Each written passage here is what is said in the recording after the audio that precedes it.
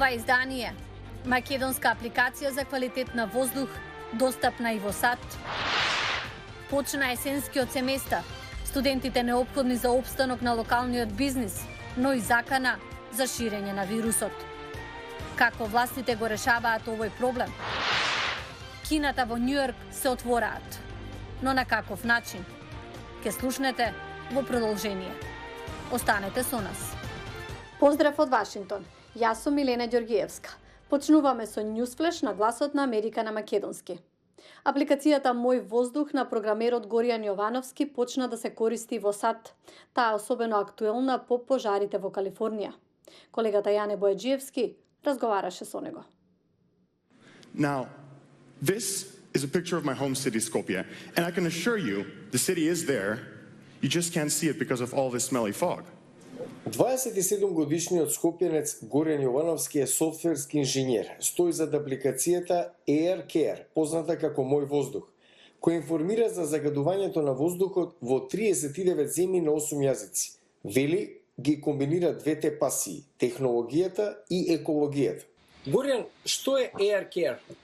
AirCare е апликација за твојот мобилен телефон или за лаптоп компјутерот, преку која што можеш да знаеш каков е воздухот околу тебе, колку е тој загаден и што точно ти дишеш. Колку се меродавни информациите, што методи користите?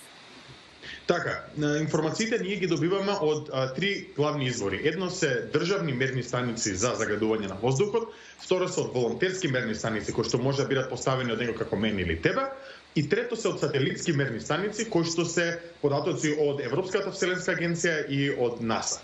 Така што зависи од сензорот, може да бидат по-сигурни или по-несигурни, но гротото на податоци што ги имаме ние директно ги валидираме компјутерски и знаеме дека се точни и ги даваат вистинските вредности. Апликацијата Мој воздух или Air Care постои од 2015 во Македонија. Од 2019 прва земја во која се прошири овој популарен еп во регионот е Србија, зашто и самата се соочува со огромен предизвик со загадувањето. Зошто е битно во денешно време да се интензивира борбата за поголема гласност за почист воздух? Што е во залог? Светот е во залог. Светот, климатските промени, загадувањето е една од последиците кои што се случуваат поради тие климатски промени што ги имаме. Целиот свет, не само ние како држава, мора да ги смениме нашите навики и мора да пристапиме кон една зелена и почиста иднина, доколку сакаме да опстоиме како човечки род. Затоа е навистина важно и битно да го посветиме нашето внимание како индивидуи, така и како целосно општество и сите држави кон решавање на проблемите и со загадувањето, но и со глобалното затоплување. Последна надодадена земја за мерење на загадувањето на воздухот е САД. Дали Калифорнија и натаму води со непопуларниот тренд на загаденост? Дефинитивно. Калифорнија поради пожарите кои што имаат избумнато низ шумите во околината е многу загадена овој период. И откако се проширивме во САД, дознавме дека огромен број на корисници од Калифорнија ја најдоа корисна AirCare, ја презема на своите мобилни телефони и ја користат секој ден по неколку пати со цел да проверат како е загадувањето околу нив и да ги следат развојот на тие пожари. Која е твојата порака до политичкиот естаблишмент за активно вклучување во поголема свест за загадувањето? Мојата порака е едноставна. Сите го дишеме истиот воздух. Нема некој кој што е попривилегиран и дише почист воздух од друг. Дали тука е тоа во Скопје, дали е на Балканот или дали е во Калифорнија, сите го имаме истиот проблем. Затоа политичарите треба реално да пристапат кон решавање на овие проблеми, кои што бараат и ресурси и храброст, но верувам дека на долгорочен план ќе донесат многу доблести за целото човештво и не само за одредена група на луѓе. Доколку сакате да се информирате за загадувањето на воздухот околу вас, во вашата околина, не само во Македонија, од сега и во САД, симнете ја, Air Care, бесплатна е. Ти благодарам за интервјуто и за одвоеното време. Исто и на тебе ти благодарам. А дали е подобро студентите да се вратат на коледж или да студираат онлайн?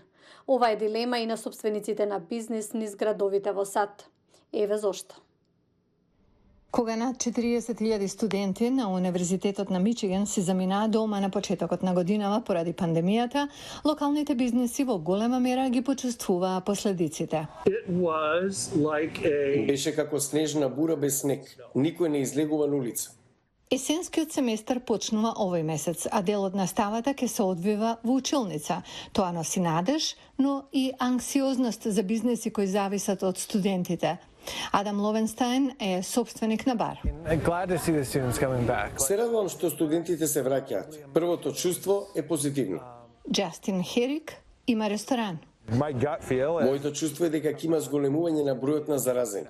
Ако ситуацијата не се стави под контрола, студентите ќе се вратат на онлайн студии. Јас лично мислам дека ќе се случи втората опција. Джеф Сандерс, собственик на салон за пирсинг, вели дека работел напорно да го задржи бизнисот отворен. Пандемијата многу не погоди. Мора да го водите бизнисот исклучително добро за да успеете. Многу пропаднаа. Некогаш популарното кафуле, Еспресо Роял, нема повторно да отвори. Поранешните муштери, како овој студент на Универзитетот на Мичиган, се разочарани. Тажно е. Ова место многу го сакавме. Пери Порикос седи надвор пред неговиот дуќан. Вели и покрај проблемите е оптимист. Се надевам, се молам, верувам дека ќе биде добро. Ќе бидеме добро. Собствениците на мали бизнеси едва чекаат да ги видат студентите и животот да продолжи како порано. Годинешниот филмски фестивал во Њујорк почнува на крајот од месецов. Сите филмови ќе се прикажуваат на отворено. Овде нема потреба од проверка на телесната температура, миење раце или носење заштитна маска. Со Менхетан како позадина, секој филм е ремек дело, а посебно враќање во иднината. Со животот што го живееме сега и со социјалното дистанцирање, ова е убав, интимен состанок, а имате растојание меѓу вас. Време на ковид.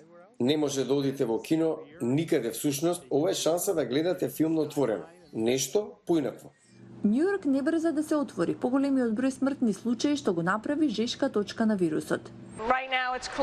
Лесли Клейнберг е извршна директорка на Центарот Линколн за филмска уметност. Таа чека на инструкции од градот или државните власти за повторно отворање на киносалите во центарот, но подготовките се во тек. Чистење на системот за вентилација и избогатување на колекцијата на филмови. Нормално има рестрикции за физичко присуство во киносалите, а сега ќе можеме да прикажуваме по 8-9 филмови. Годишниот филмски фестивал, кој почнува на крајот од септември, нема да има ограничувања. Сите филмови ќе се прикажуваат на отворено на разни локации во Њујорк. Сакаме ова да биде вистински фестивал на Њујорк. Обично филмовите се прикажуваат во киносалите околу 65-та улица, но годинава ќе се прикажуваат на секаде низ градот. Мислиме дека тоа ќе го отвори градот, ќе ги покани жителите да излезат и повторно да уживаат во уметноста. Кината во Њујорк уште имаат постери за филмови од март, но тоа ќе се промени, кога повторно ќе ги отворат вратите за посетителите. Максимален капацитет на салите ќе биде од 30 до 50%, а системите за вентилација треба да бидат реновирани. Секоја киносала, меѓу две проекции, треба да биде темелно исчистена. Кога конечно ќе им биде дозволено да отворат, еден синџир на кинооператори вети билети за гледање филм што ќе чинат само 15 центи. Тоа било цената што компанијата AMC ја наплатувала за билет пред 100 години. Некои помали приватни кина ќе имаат тешкотии да се прилагодат на новата реалност, но работат на овозможување на прикажување филмови онлайн. Кината под отворено небо засега можеби се единствена можност за Њујорк, додека не дојдат дождливите денови со есента, можеби се и најдобар начин за уживање. Благодарам што не гледавте. Останете со нас и на социјалните мрежи. Пријатно до утре.